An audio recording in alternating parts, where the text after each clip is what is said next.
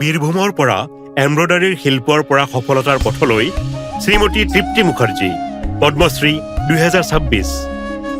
বংগৰ বীৰভূম জিলাৰ এখন সৰু চহৰ চুৰিত এটা সাধাৰণ পৰিয়ালত জন্ম পোৱা কণমানি তৃপ্তি মুখাৰ্জী 6 বছৰ বয়সৰ পৰাই মাকৰ পৰা কাঁথা চিলাইৰ শিল্প শিকিবলৈ আৰম্ভ কৰিছিল।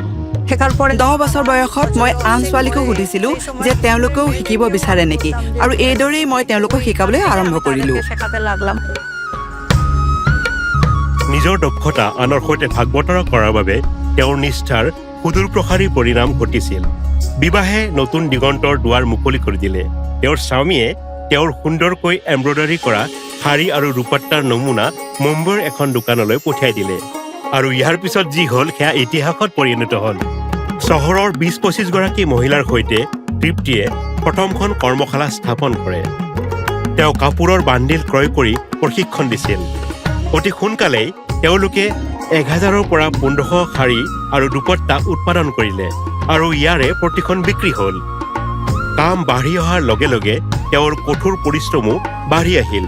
তেওঁ ওচৰৰ গাঁৱৰ 250ৰ পৰা 300 মহিলাক প্ৰশিক্ষণ দি কামৰ বাবে সাজু কৰিছিল। হঠাৎ মোৰ ডিঙিত এক ভয়াৱহ সমস্যাৰ সৃষ্টি হ'ল। মই বিচনাত পৰিলোঁ। মই উঠিবলৈ ডিঙিটোও তুলিব পৰা নাছিলোঁ। ডিঙিৰ অসুখৰ কেইদিনমানৰ পিছতে চকুৰ ষ্ট্ৰেইনৰ বাবে তেওঁৰ দৃষ্টিশক্তি প্ৰায় হেৰুৱাই পেলায়। কিন্তু নিজৰ অদম্য সাহসৰ বলত তেওঁ এই প্ৰতিকূলতাক অতিক্ৰম কৰি নিজৰ কাম অব্যাহত ৰাখিলে। আজি তেওঁৰ এই প্ৰচেষ্টাই 18,000ৰো অধিক মহিলা আৰু ছোৱালীৰ জীৱন চুই গৈছে।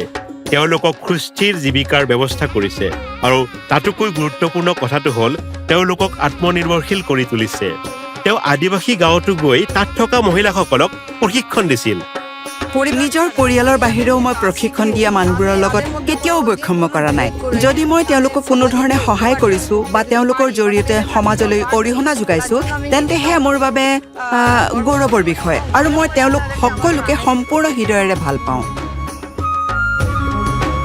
আজি তৃপ্তিৰ দ্বাৰা প্ৰশিক্ষিত বীৰভূমৰ মহিলাসকলে বিশ্বাস কৰে যে কাঁথা কাৰুকাৰ্য এক উল্লেখযোগ্য উদ্যোগ। তেওঁলোকৰ এই প্ৰচেষ্টাক বিদেশত প্ৰদৰ্শিত আৰু প্ৰশংসা কৰা হৈছে, যাৰ বাবে ভাৰতে গৌৰৱ অনুভৱ কৰিছে। মই পৰৱৰ্তী প্ৰজন্মক ক'ব বিচাৰিছোঁ যে তেওঁলোকে উৎসাহী হৈ সম্পূৰ্ণ একাগ্ৰতাৰে নিজৰ কামত নিজকে উৎসৰ্গা কৰক। তেওঁলোকে ৰৈ যোৱা উচিত নহয়, নিজৰ কামক আগুৱাই নিব লাগে। শ্ৰীমতী তৃপ্তি মুখাৰ্জী। কোটি কোটি নমস্কাৰ।